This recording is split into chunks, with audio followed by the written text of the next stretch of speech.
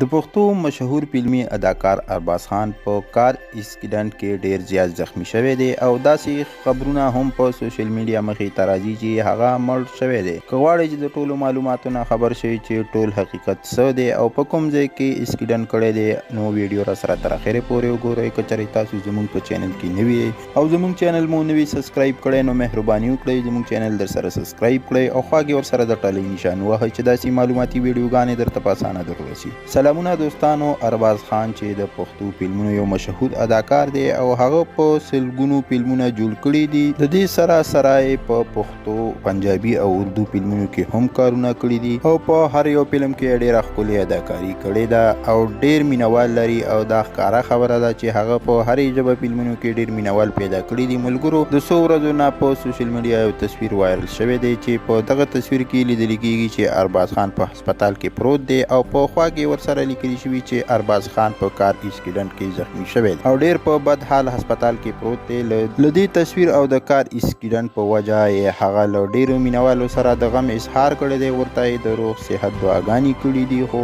دوستانو، داسې معلومه شوه چې دا خبره دروغ ده او څه حقیقت نه لري، ځکه چې موږ د هغه ملګرو سره رابطې وکړې. هغوی وویل چې ارباز خان روغ جوړ دی، خو دا یې واضح کړه چې څو موده مخکې ارباز خان ډیر زیات بیمار شوی او په هسپتال کې داخل و او اوس بالکل روغ جوړ دی او بیرته خپل کار ته ځي او فلمونو جوړولو.